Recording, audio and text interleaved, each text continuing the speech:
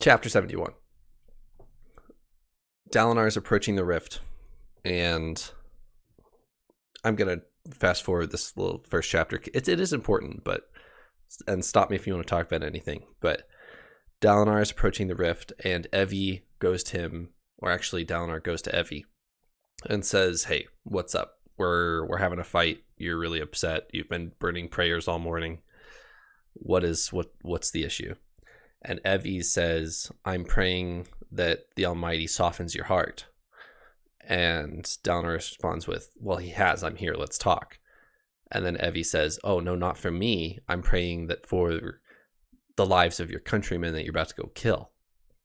And long story short, she talks him into doing this parley with Tanalon before the battle starts. Dalinar wasn't planning on giving him any quarter because they've been rebelling for so long now, and he's finally been sent to the rift to deal with this. And he gives him one last chance. Who comes out to meet him?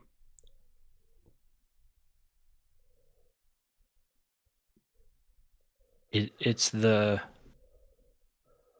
boy that he spared, right? It's the son of the Light Eyes that was the original rebel, and he's back. He's grown up now, right? Yep. Is there anyone else with him?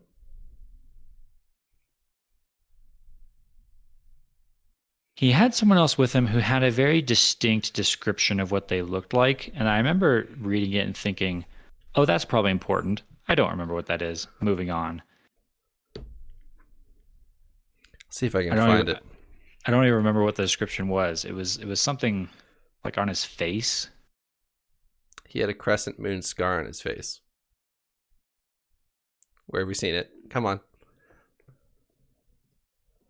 Well, the crescent moon scar is Nale. Nale.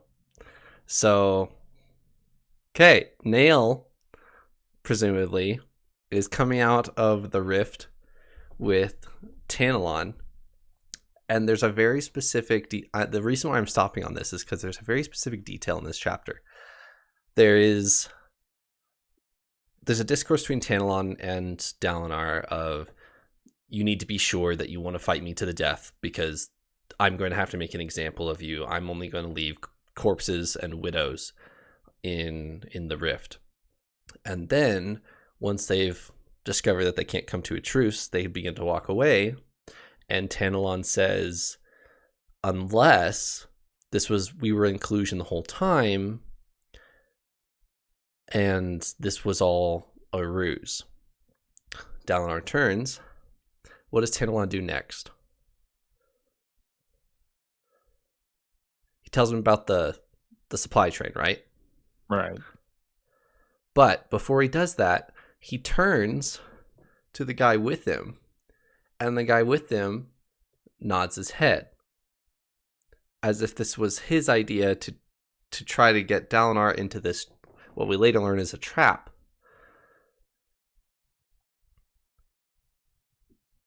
Are you guys following me here? So the guy that was with Tanalon was trying to trap Dalinar. Yes, this whole trap thing is the guy who's with Tanalon, presumably Nale's idea. Why would Nale be trying to kill Dalinar? That's a great question. Oh, come on. You can piece this together. Nale is hunting Shardbearer. He's hunting Radiance. Yes. Bingo. Okay. Oh, boy. Would that insinuate that Dalinar is search mining all the way back now? In theory, yes, because otherwise Nale's not going to be interested in him. And Nale clearly doesn't have it out for Shardbearers. He just has it out for those that have bonded Spren and are starting to have those abilities. So if this is Nale and he is intentionally targeting Dalinar, then yeah. Now, hold on. One more thing. Way back here, what Spren would Dalinar have been bonding? Not the Stormfather. not the Stormfather. So the only other instance we've seen of Dalinar with an Order of Radiant, right, was with the Stoneward Honor Blade, right? But that wasn't a Spren. We don't know what Spren it would be. Come on. Wait. There we go. There we go. Wait. So is this with the Thrill, aka am I just wrong? Is it the Thrill, aka You're not Odium? wrong. So earlier in this chapter, Evie is talking about don't feed it. And Dalinar is wondering, wait, do you know that I view my battle self as an exterior force pushing on me? So what Spren could Dalinar be potentially bonding at this point? I'm in tears. What? This would theoretically be the Thrill that we've guessed is maybe, or the Spren that is perhaps behind the Thrill, which we've also theorized could be like the Odium version of the Stormfather. One of the three bondsmiths, if we're going down that route. Now, before we get too far on this, why wouldn't Nale just kill him? That was my question. My question was why does Nale care? Is he scared of Odium? Good question. If he kills him, is Odium gonna just kill Nale? But wouldn't Odium know anytime? It wouldn't matter if it's in secret or what. I feel like he would know. Good question. Is he scared of something else? Because he did kill the shopkeep, the shoe guy or whatever, like Rogue in the Night style, right? Mm-hmm. Why hasn't he attempted that with Dalinar? I mean, I guess Dalinar, there's a lot of eyes on him as a person, so it's probably more difficult, right? But that raises so many questions. Wow. Okay. I'm very intrigued by this whole Dalinar bonded to a Spren early at this, potentially already a bondsmith. I'm not convinced that we're dealing with Nale for That's two fair. reasons. That's totally fair. Three reasons, actually. Reason number one, Trevor has a track record of trying to intentionally mislead us. Two, I just flipped to that section, and it describes the scar on the face of this person as purple, not silver or moon-shaped, as we've seen it described before. And three, I'm with you, Paul, here. I don't think Nale would have given up. If this is Nale, if he has realized, here's a Radiant, from what we've seen before, he pretty kind of irrationally pursues that person until he kills them. That doesn't seem to be what's happening here. He just kind of tries, and then when Dalinar's back, I don't imagine Nale's going to leave him alone until he's resolved that. And that doesn't appear to happen here. Right. So obviously we've got a lot of chapters ahead of us, so maybe this does pan out. But you definitely do not have me convinced this is Nale. I'm very intrigued by the whole Thrill potentially being a bonded Spren here. That's interesting. Okay.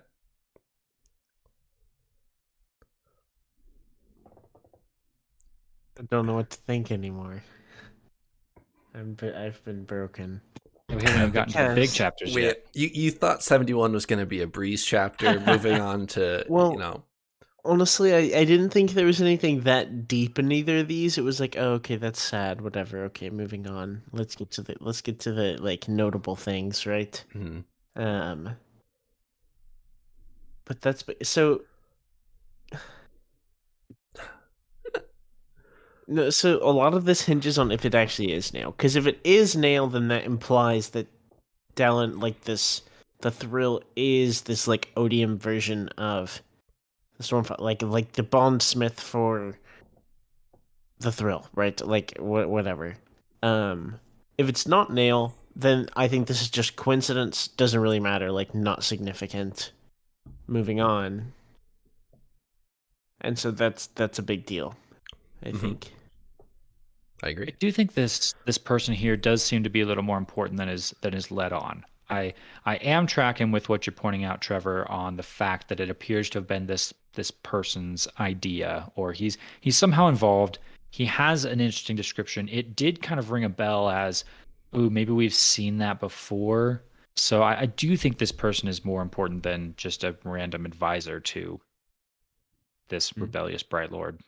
Everyone with a scar on their face, you can assume Yes. is important. Yeah. Yes.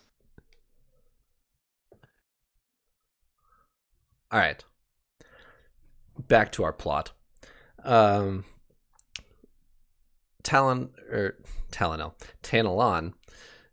talks to Dalinar and says, "Hey, I just got a supply train from Sadeas." He doesn't reveal that it's Sadeas until the very end of the chapter, but I just got a supply train from Sadeas. What if we were in collusion the whole time to draw out any high princes that might not be loyal to you or Gavilar, and I could just take Sadeas' spot in the kingdom and be a high prince from the Rift. And the thing that really frightens Dalinar right here is Tanalon claims, oh, he has a shard bearer with him.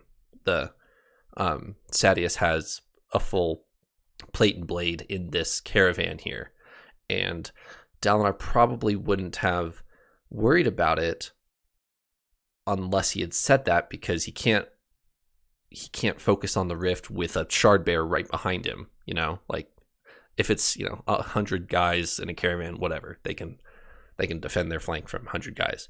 But if it's a shard bearer, like we've seen what shard bearers can do, especially on a flank. So Dalinar takes 100 of his elites and starts running. And that's how chapter 71 ends. Let me preface this, chapter 75 and chapter 76, with when we started this podcast, I knew Dalinar would be Eliot's favorite character. And I was afraid for this episode of talking about these chapters. Somebody else want to take this of how the events pan out here? I think you got it. I'm running out of breath. Somebody else take it. Okay.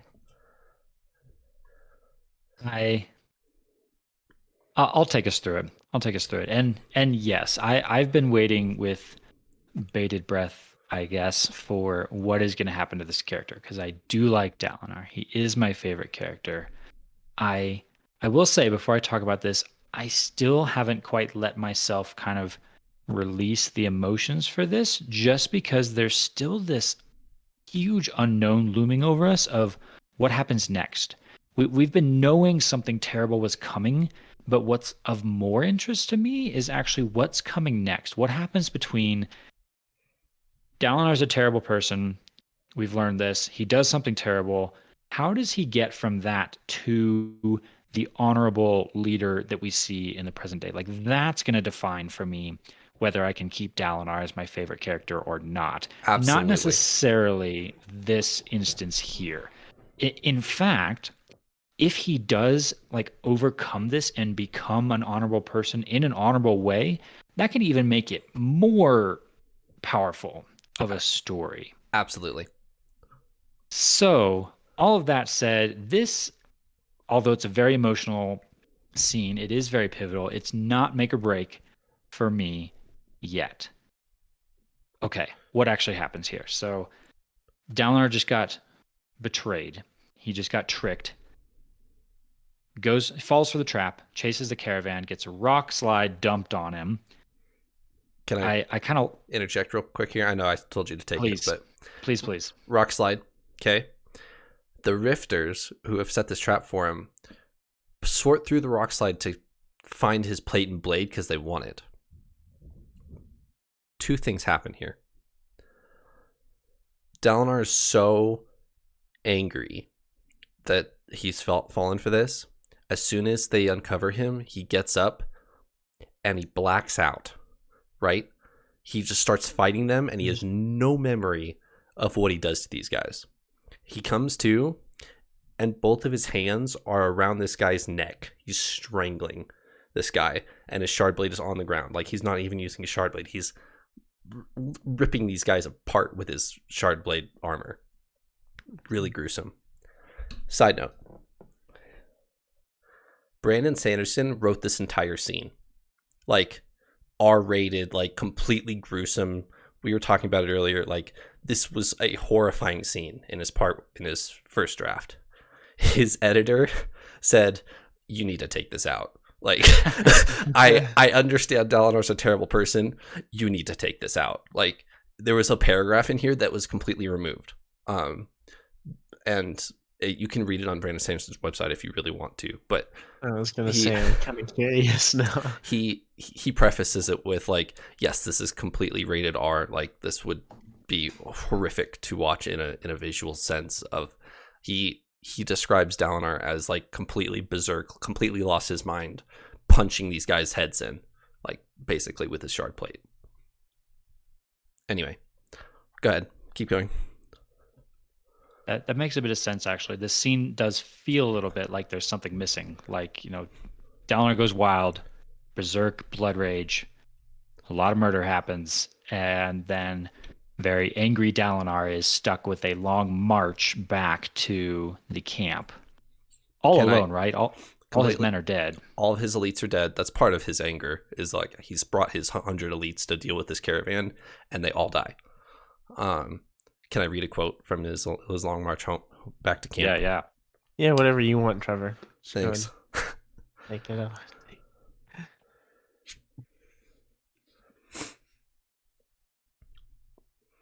The thrill returned to urge him on, for this walk was a fight, a battle. Night fell, and he threw off his last piece of shard plate, leaving only a neck brace. They could regret the rest from it if they had to. In that darkness, shadowed figures seemed to accompany him, armies made of red mist at the corners of his vision, charging forces that fell to dust and then sprouted from the shadow again, like surging ocean waves in a constant state of disintegration and rebirth.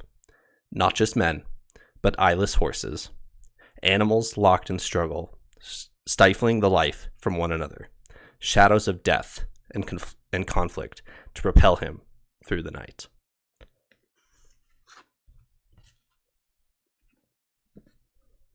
It's a really dark scene, just watching this, like, anger and frustration, like, brew within Dalinar as he's walking back. At least that's how I envisioned it.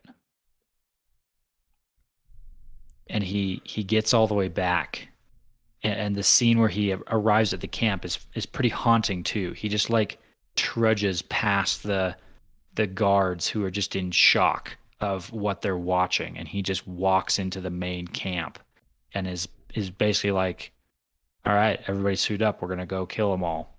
And they do. He walks back to camp, and he walks, like, literally right into the headquarter tent of Sadeas giving Gavilar the news via span read that Dalinar is dead. And Sadeas and Evie's there too. And Sadeas, like, perks up and says, "Yo, we need to get revenge now." And there's a few key times where Sadeas perks up where it really urged, like, Dalinar kind of wavers for a second of, are we really going to do this? And Sadeas says, yes, absolutely. We need to make an example or else other people will do this. And so and what happens in the next chapter, Dalinar is a war criminal. Like, killing civilians on purpose is a war crime. And are his men culpable to that? Is Sadeas culpable to that? Is Kadash culpable to that? He's the leader of his bodyguard, which we know modern day Kadash is an ardent because he couldn't stay in the military for what we assume now is, I was with you that day at the Rift, I can't trust you, Dalinar. This is that day, which is what we've brought up a couple times on the podcast. So yeah, I'll leave it there, and then I'll keep talking here in a second. Anyone else? So Sadius, go ahead, Paul. this is a ton of heavy stuff, and I'm really excited to keep going. Can I derail us for like half a second here? Yeah. Half a second, that's all you About- get. Okay, about him blacking out, right? So we had this when we were talking about chapter 71, I believe it was. We were talking about like, has he bonded the thrill? Like, is the thrill a spren? Is he bonding odium? Like, what's going on there? Is like in this example of him blacking out from rage and anger and like the thrill in all, like, if this is a spren, like, okay, assuming this is some form of spren or bonding, is he getting that from that? And why would that be different from this if he's bonded the Stormfather now? Like, are different bondsmith things different from each other? Like, it still doesn't make sense to me how he has this thrill power if it's like a bondsmith thing, or if it's something it seems like it has to be something totally unique. And also, why isn't he hearing Oathbringer scream at him if he's bonded a spren? Mm-hmm. There's another counterpoint. Yeah. Well, he's not using it here, at least, but in general, yes. No, he is. Oathbringer. He has Oh. Oathbringer. Yes, but he's not like holding it when he kills these people. But he has it when he falls down, all that stuff. Yeah. True.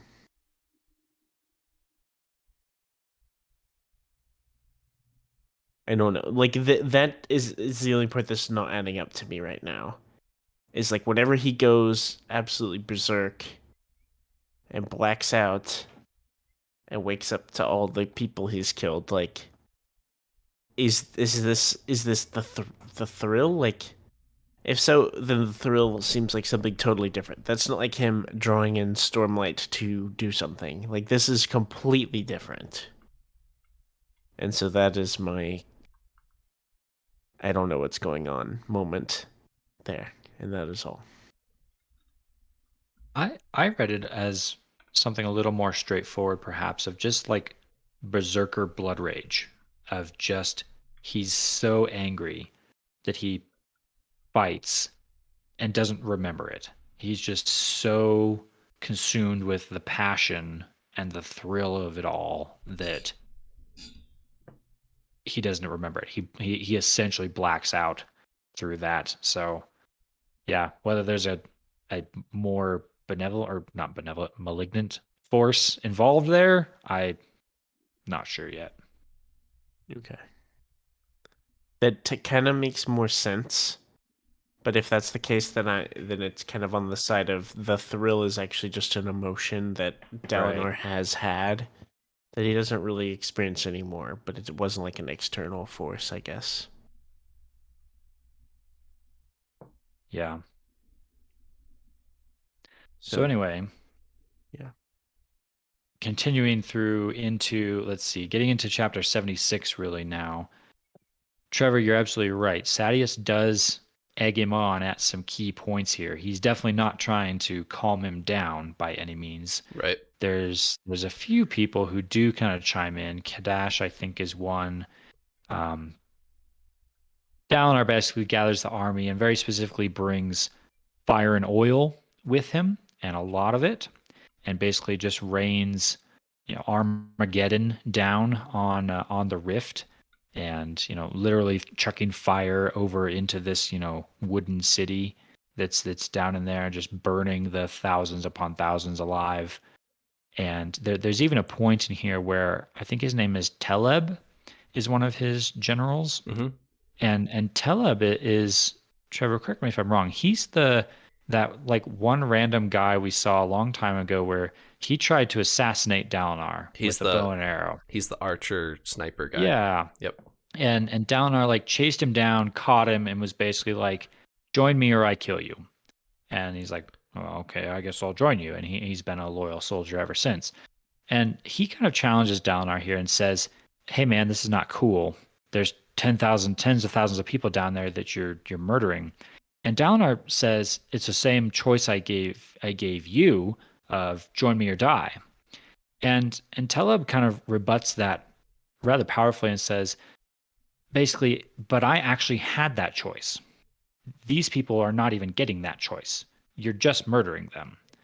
And it kind of moves on from there. But just a few people are speaking up here. A few people are saying, no, Dalinar, this is, you compared it correctly or explained it correctly. I think this is a war crime. This is a terrible, genocide level act right here. But he goes through with it and kills a lot of people.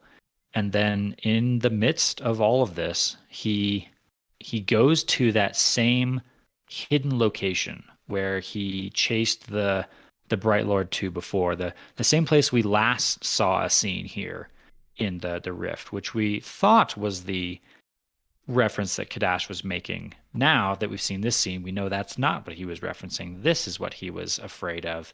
And he goes to that hidden place where he knew the Bright Lord hid before, and he assumes that that's still what that place is, that it's a hidey hole. Hidey hole. Is that a name? A word? It is now. Hideout? Hideout. Secret hideout. And he opens the door, and instead of, going in and checking, he just orders a barrel of molten oil on fire, chucked down the hole, and he moves on. And we find out later that is not what that hideout was used for anymore. Instead, they were using that as a prison. And in that prison was no other than Evie herself.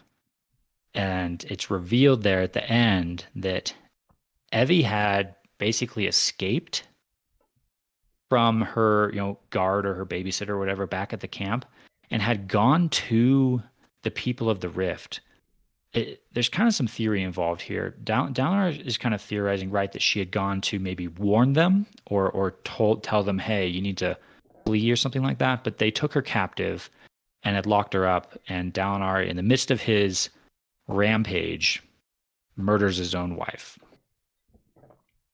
And not only that, when we're getting this reveal at the very end of the chapter, Tanalon says, wait, you don't know who's in that hole? How could you know? You killed our messengers. So you remember when there was messengers coming out of the city trying to talk to them, they just shot them, which is another war crime, by the way. If you're coming out under the flag of truce, and they just shot them dead.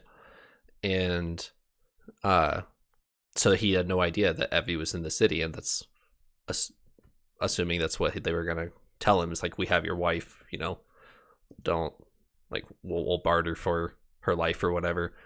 And he had no idea because he didn't stop to talk to the messengers. He just shot them.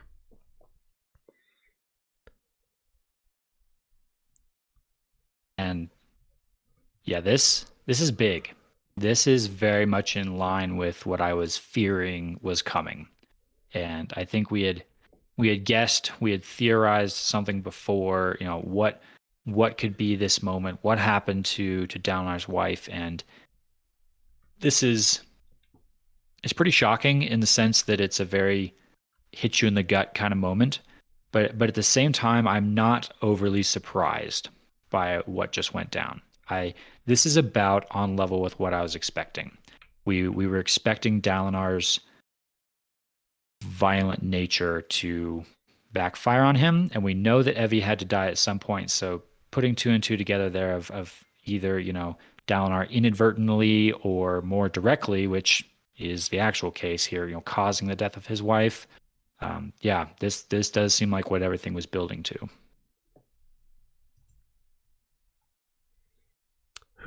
So it's kind of set up in a way as at the end of the chapter of covering up what just happened. There are a couple key people who know what actually happened, Kadash being one of them. Kadash is there in the circle with Tanalon. Like, they throw a rope down to Tanalon, they pull him up, and Tanalon gives the reveal that Evie was in that hole. And so Dalinar, Sadeas is there, Tanalon is there, or Tanalon's obviously there, Kadash is there. He's puking his guts out because of how horrific this scene is. But He is there. And then the scribes that he instructs begin to whisper among them, like after the battle, begin to whisper among themselves, wait, why was Evie in the city? She defected. Why would she defect? And Dalinar tells them to cover up the defection by saying that she was taken captive. And so they think that they have a secret that they're now going to hold, but it's not actually the truth. So only Kadash, Sadeas, and Dalinar actually know what happened at the rift. So. And at least for current day, Sadeas is no longer with us. Dalinar, like with this flashback, we're just seeing this. Dalinar doesn't remember this, right? He does now. That Okay. was 2 weeks ago. He comes back from Azamir? Yeah, that one. And Okay. he gets his memory back just literally all of a sudden and he like begins throwing up on the floor because of his memory coming back to him. So present day Dalinar does now remember all of this, we're assuming. It is Kadash still with us? Okay. Kadash is his ardent buddy who calls him out on all of his heresy stuff. He's at your Ethereal. Okay. I was just curious who was still with us that knew, I guess. And past Dalinar, too, it is not only trying to cover up, what happened from an external point of view, he's also trying to justify it in his own head. Correct. The chapter kind of ends with he's like desperately trying to blame Evie for it. He's trying to tell himself, no, this is your fault. This is your fault. This is your fault. And I can totally see this leading now into this just eating at him. This just starting to become this festering wound that's going to drive him mad with the guilt of him mistakenly murdering his own wife, which could potentially then play into the motivation for him going to visit the Night Watcher and potentially intentionally getting his memories erased. That kind of theory is starting to potentially fall into place here of he now has this torturous memory. He might want to get rid of this torturous memory and not have to deal with it for the rest of his life. Well, lo and behold, as we just mentioned, present day, it's back. So now it's okay, where is present day? What is present day Dalinar going to do now dealing with this resurfaced memory? And what is past day Dalinar going to do going forward from this? These are the more important questions actually in my mind than what actually just happened. Yeah, absolutely. What is between this day and the first day we see him in the Way of Kings? What's the journey there? Because if you remember, when's the first time we see Dalinar ever on the page? Well, he's drunken and on the table.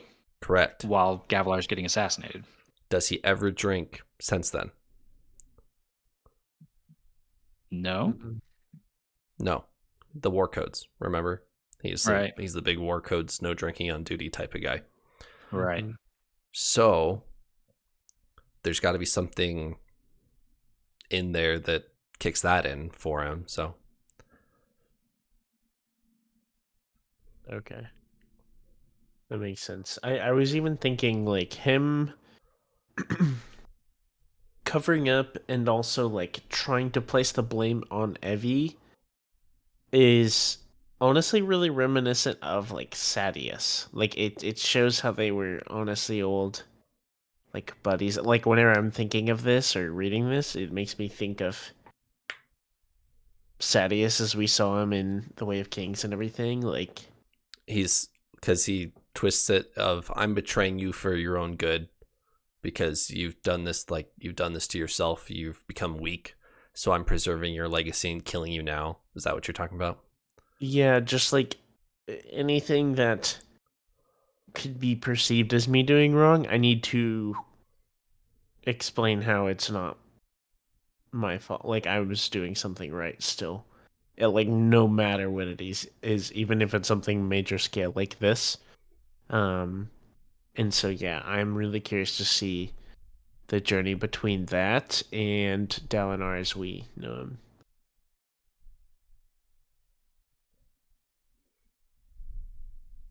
I'm very curious to see what present day Dalinar is now going to do with this resurfaced memory. Is he going to share it with Navani? Is he going to share it with Adolin and Renarin? How are they going to handle this if they get this bomb dropped on them? Because presumably the way they understand the story is that Evie was assassinated during this whole series of events, that she was, murdered by the enemy, and so casualty of war or whatever. If they learn that, oh no, Dalinar was actually the one that killed her, that could cause some big problems. That I'm really glad you brought that up, because as a first-time reader, that was my number one question, was what the heck does Adolin do when he figures out this information? Because we know Adolin is known for bouts of emotional eye stabbing, so... True.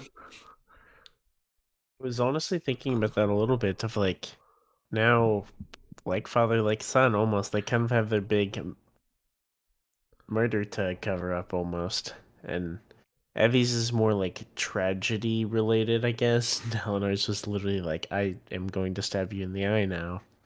Like that was kind of the situation there, so I don't know. It's a mess. But don't mess with colons. They do get rushes of emotions and people get killed. Any closing thoughts from perhaps our heaviest episode on the podcast? All right. This was definitely heavy, and I want to keep reading because I really want to know where this is going. This was a tough spot to end on for our reading, to have to pause here. So I'm actually really looking forward to picking up the book and getting back into progressing the story beyond this rather low point. Quick question for you: which is heavier, all of Shallan's tragic backstory ones that we had about her family, or this one? Because if you remember back to Words of Radiance, we were pretty shaken up at Shallan flashback chapters. As of right now, I think Shallan's was worse or more like heartbreaking. It was such a it was way more like personal. Like Dalinar is either blacking out when he kills people, or like he didn't know he was killing Evie when he killed Evie. It was really, really sad. But Shallan was like, she like had to kill her like father by hand, and that was like really like I think that one takes the cake right now for sure. I agree. The Shallan story is definitely more disturbing and dark, whereas this one is just more unfortunate and sad. And this one we also knew was coming. We didn't know exactly what was coming, but we knew it was coming. Like the Shallan one, yes, we knew that terrible things had happened. It still came as like a shock, when you read that chapter of Shallan strangling her father on the floor of the feasting hall while singing the lullaby to him. I hate that part. Yeah. I hate that part. That goes back to our little horror film moments. Yeah, so that one is that one takes the cake. Still, I think this one still is pretty heavy, but not quite like that. Honestly, if you just made a movie about Shallan's flashback story, it would be a horror film. Like, yes, hands down. Yeah, absolutely. All right. Well, I certainly am looking forward to reading more. I don't want to be left on this note. So let's keep going and we'll talk about it next week. Thanks for joining me, Paul and Eliot. See you next time. Adios.